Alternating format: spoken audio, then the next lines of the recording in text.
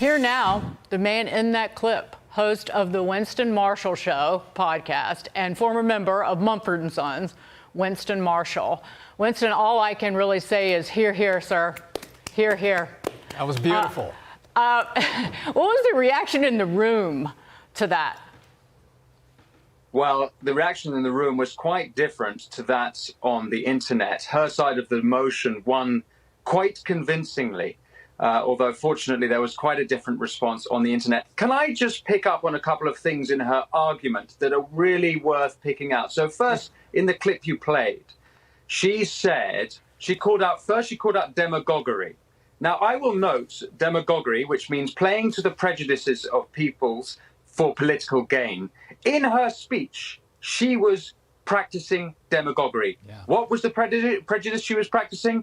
She practiced to the elite prejudice that Trump supporters, conservatives, Republicans, MAGA, whatever, she thinks that they're all ethno-nationalists. She used the word ethno-nationalist maybe 5 times in her speech. That is demagoguery.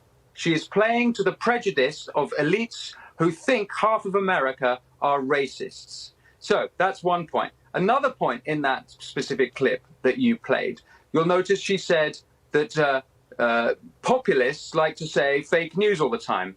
Well, I don't know about you, but I've heard disinformation, misinformation, malinformation pretty much every single day since 2020. They have played exactly the same game. They use slightly different words. All of these politicians are exactly the same. But here's the worst thing about that clip you played. Right at the end, she says that half of Americans are not able to see, because they don't have the rational capabilities to see their brilliant proposal of these democratic policies that they put forth, because they're blinded, 1, by their culture, and 2, by their God. I have not heard such disgusting language from a politician in a long time. Nor have I. And by the way, your response was so simple, so crisp, and then so eloquent. What kind of response have you had online?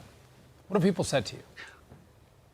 Well, the funniest response is that Not the Bee wrote an article saying Pelosi gets called out by Mumford and Sons guitarist, and Elon Musk retweeted saying that reality is weirder and funnier than any fiction. Well, Elon, tell me about it. Right. My life is completely bizarre.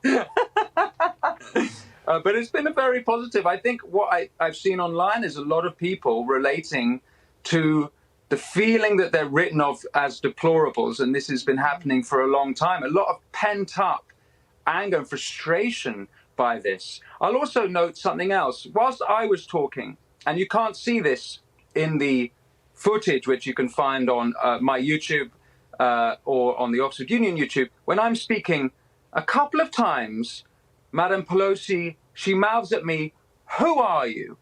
Who are you?" Which I will translate means, "Do you know who I am?" Now, fair enough, I'm a nobody. She's entitled to think that, but I thought that was rather arrogant. But the other thing that you cannot see, a little something for your audience, is at one point, I think when I'm reading out, I can't remember exactly, but she looks at me and she goes, "Why are you doing this?" She has not been confronted with any of these arguments, perhaps ever. She's sheltered. Well, we thank you for doing it, Winston Marshall, and thanks for joining us.